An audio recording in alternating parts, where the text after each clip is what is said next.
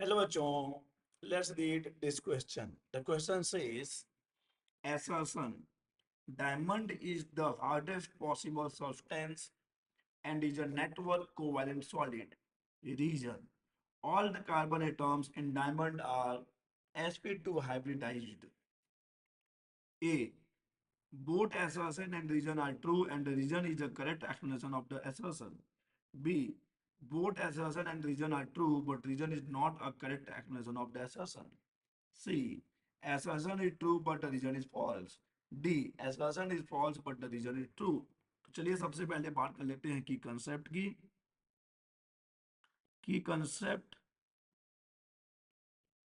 and the key concept for this question is diamond, or we can say properties of diamond. Okay, that is what is diamond. सबको पता है what is diamond. तो हम ये भी लिख सकते हैं कि कंसेप्ट में हम बात कर रहे हैं एलोट्रोप्स ऑफ कार्बन की. Allotropes of carbon. We know that diamond is the allotropes of carbon. चलिए आइए बात कर लेते हैं डायमंड की.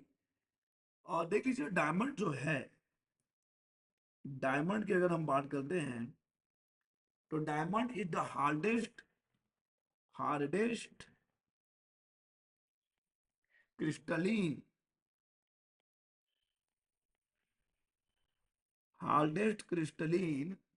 form of carbon among the all.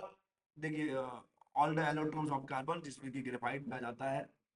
ठीक है, तो अगर हम बात करते हैं डायमंड की तो डायमंड कार्बन का एलोट्रोप भी है और ये हार्डेस्ट क्रिस्टलीन फॉर्म है कार्बन का.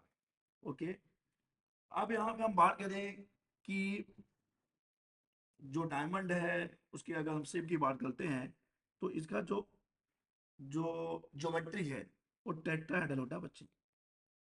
टेट्राहेड्रल.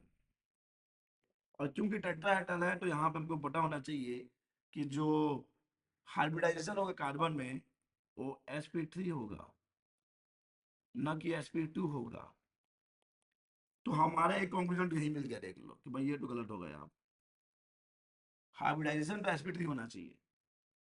ओके, सो टेट्राहेड्रल नेचर क्या होता है नॉट ओनली इन डायमंड, बाकी के भी जो एलोटोप्स है उसमें कार्बन जो है वो आपको टेट्राहेड्रल फॉर्म में ही मिलेगा.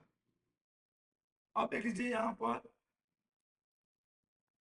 हम आ जाते हैं अपने सवाल पर कि diamond is the hardest possible. तो बिल्कुल सही है. तो ये कोवैलेंट नेटवर्क है, क्रिस्टलीन नेटवर्क है और ये गलत है. तो हमारा एसर्शन तो सही है, रीजन गलत है. तो हमारा ऑप्शन सी सही हो जाएगा. Assertion is true but reason is false. Assertion is true but reason is false. The correct option is C. Correct option is C.